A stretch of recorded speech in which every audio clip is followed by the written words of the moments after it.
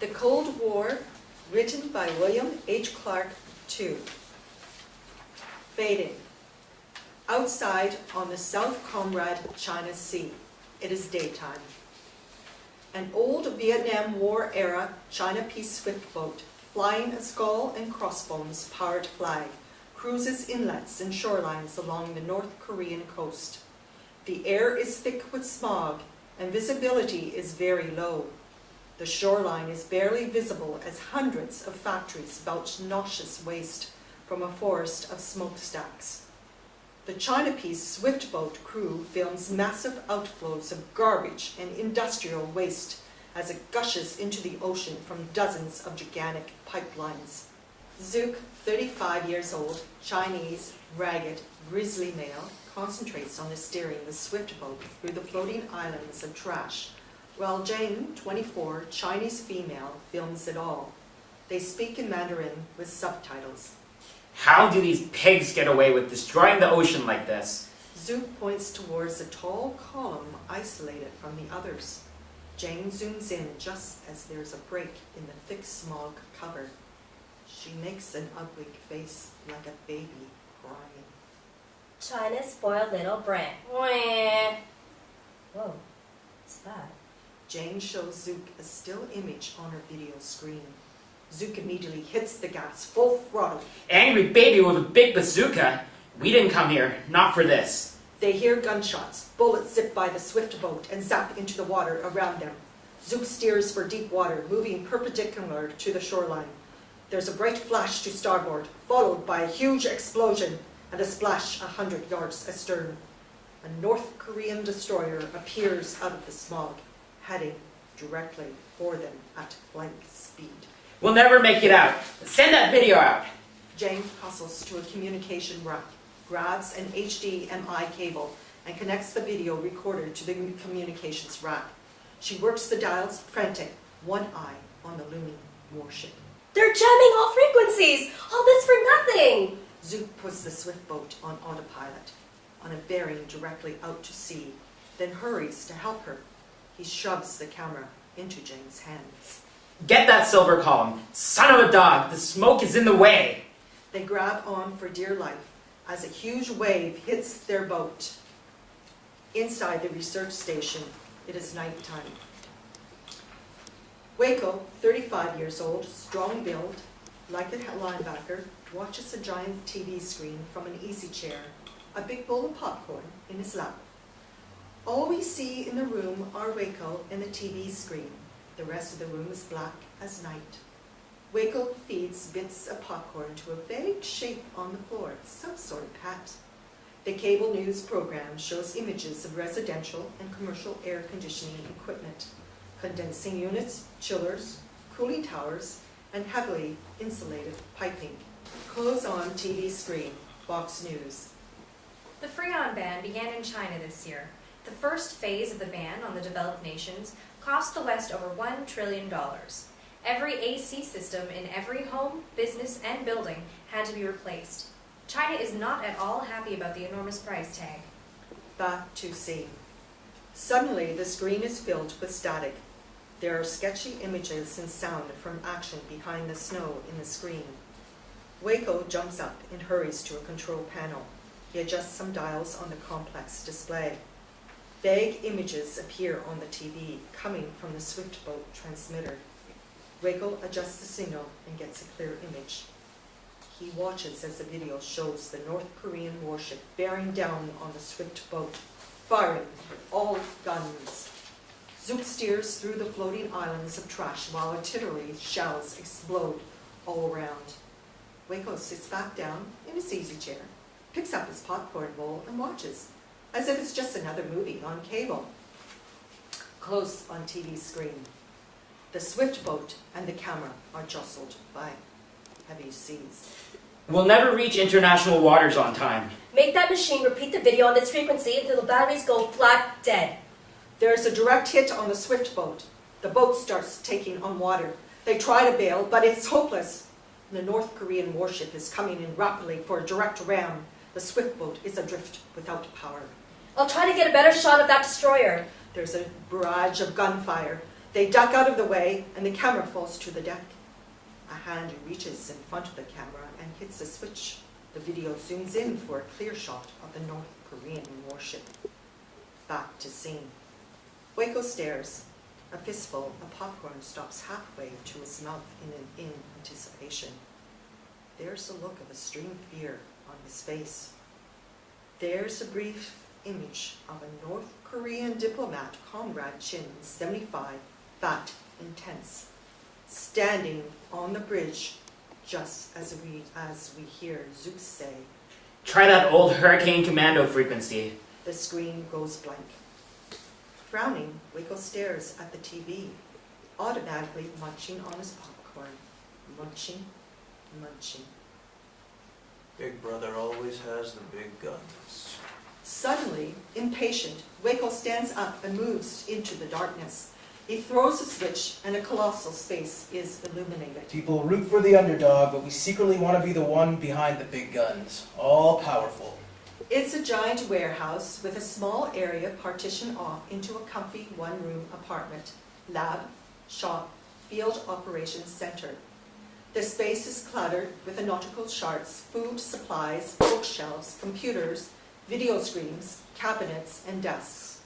There's a dim, diffuse light outside the window. A strong, violent storm rages outside. There's ice and frost on all the windows. Waco's wearing a faded, old U.S. Navy Arctic parka. He pulls a red flash drive out of a video recorder and plugs it into a sophisticated machine with an oscilloscope. Waco adjusts the dials until he gets a steady standing wave on the display. As he works, Waco glances at a giant poster of Patton on one wall. Standing tall in front of a huge American flag is Voltaire Willie at his feet. Half of North Korea doesn't even have electricity, and they've got time to destroy the environment? Waco pulls out a faded, very old radio frequency reference manual binder from a catalog rack, flips through it, trying to find the frequency displayed on the communication console. Waco's breath shows in the freezing cold air. He finds the frequency and leans back, astonished. Hey, Zeppo! We now see the pet he is addressing and has been feeding popcorn, a small penguin sitting in a deep pan of ice, now munching on popcorn right out of Waco's big bowl. Waco rushes over and grabs the bowl away. Stop that! It wasn't a movie. Waco steps toward an outside door and cracks it open. Zeppo waddles obediently toward the door, ready to leave. It was for real.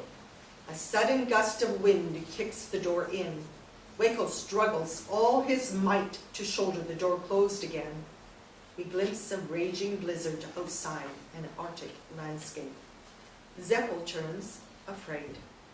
He hurries back inside and dives back into his deep pan of ice.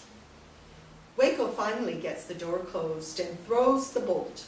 He stands with his back against the door, staring at Zeppo. Okay, you can stay inside for the night. Just this once. Waco hurries to the electronic console, inputs an access code into a complicated panel, and throws a giant circuit breaker. They may have the power, but I got the tech. Come on, mamacita! A three-dimensional holograph of Antarctica and the space above it fills the room.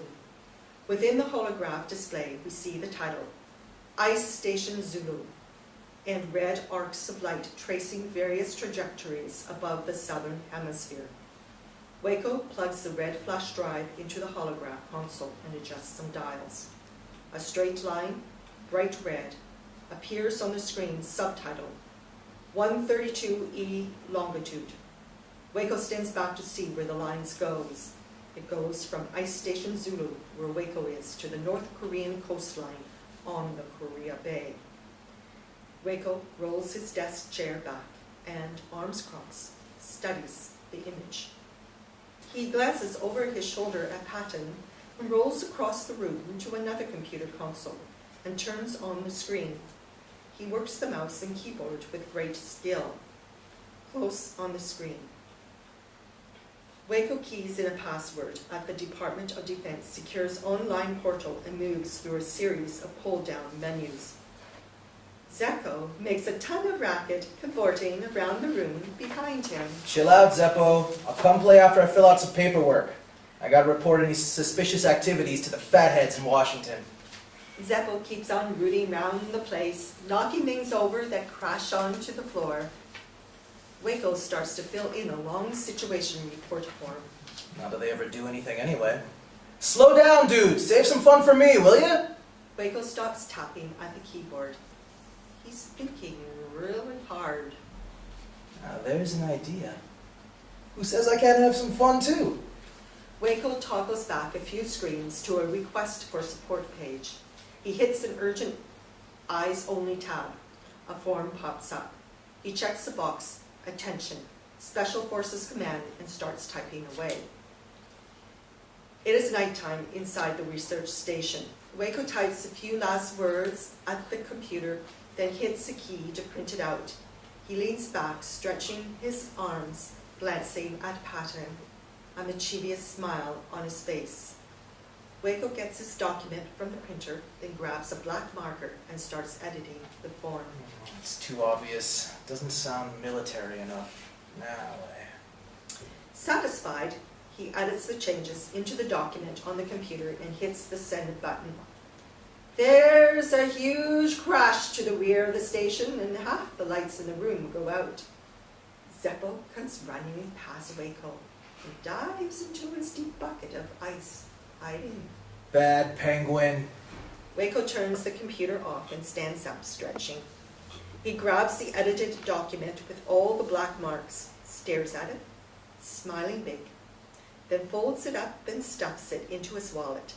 He hurries to the rear of the station to see what damage Zeppo did and disappears into the dark. Shame on you. Our boss is coming in a couple of weeks. How am I going to clean up all this mess in time? Outside, it is daytime at the South Pole. The sun hovers on the horizon in an endless sunrise that washes the sky in a shimmering orange glow. The ocean is calm, a deep blue abyss. Super Thwaites Glacier, West Antarctica. Zeppo pops out of the ocean and slides to an elegant stop on the frozen banks of the rugged shore. He waddles quickly toward a small clutch of buildings 100 yards away. Zeppo disappears into a small pet door at the entrance. Daytime, inside the ice station Zulu. Zeppo scuttles over to Waco, snoring in his sleeping bag. We're in the same large warehouse-type space as before. Sunlight streaming through the windows reveals the snow buggy rows of pressure tanks and other equipment to the rear of the space. Zeppo stands patiently on Waco's chest, rising and falling with his breathing. He's dripping water off his wings onto Waco's face. Waco stirs, and Zeppo darts off the sleeping bag. Waco sits upright and tries to focus his eyes, still in the throes of a nightmare. Don't those planes strafing your location bother you, soldier?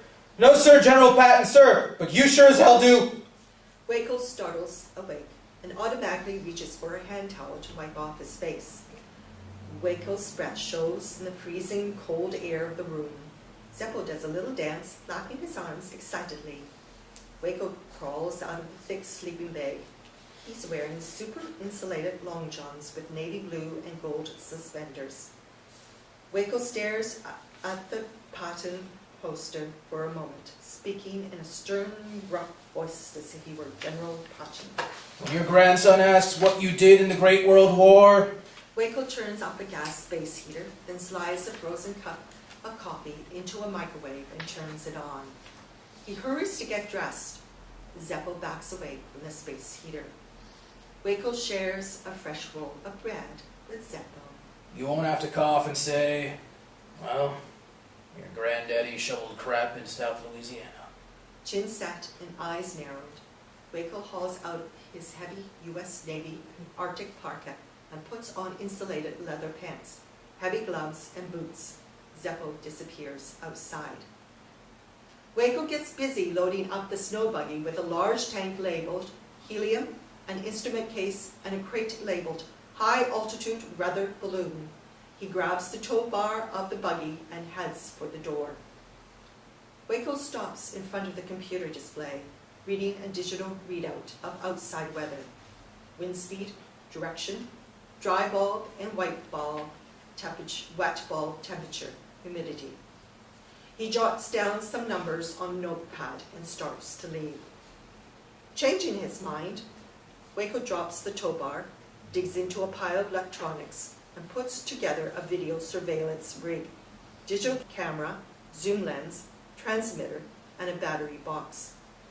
He digs into a file cabinet for a fistful of fresh batteries and loads them in all the devices. Prevailing winds are headed just right today. Come on, Zeppo. Let's go find out what's going on up there in North Podunk, Korea. With sudden conviction, Waco heads to the door, towing the snow buggy. Outside the ice station, Zulu, it is daytime. Waco steps out, then stops. Shivering badly, he wraps a heavy wool navy blue and gold scarf around his neck, then steels himself to the bitter cold. Waco hauls the snow buggy toward a metal tower a couple of 100 yards from the research station. It's twilight outside, the Antarctic kind that lasts for weeks on end. Waco pauses, listening to a radio broadcast via earplugs. The radio announcer. North Korea reports intercepting China peace activists offshore. They fired a warning shot, but the activists entered a restricted area anyway, striking a submerged mine. Waco rips the earphones off, throws them to the ground, and stomps on them in a fit of anger. Damn it! How could they? When is anybody ever going to fight back? Grinding through the snow, almost running now, Waco hauls the snow buggy the last 50 yards to the metal tower. Series of shots, it is daytime, at the Pentagon. Waco's request for support prints out at a U.S. Navy corpsman's desk in the Atani office, grabs the document, scans it, signs it, puts it into a plastic tube, affixes a red urgent label, closes the tube, and pops the tube into a pneumatic mail delivery system. A U.S. Navy captain jumps when the pneumatic tube by his desk spits out the red urgent canister. He opens the canister, scans Waco's document, signs it, puts it in a large red urgent envelope mailer, and, just as the mail carrier passes by outside his office, hurries to put it in the cart. Daytime, outside the metal tower. Waco hooks up a balloon to a sliding grommet on the tower, then fills the balloon with compressed helium from the tank. The balloon expands upward as it fills the top, affixed by the grommet, sliding up the tower along the metal rails. The video surveillance rig is attached to the bottom of the balloon along with an ozone measurement instrument package. Zeppo and a few buddies watch from a nearby ice cliff.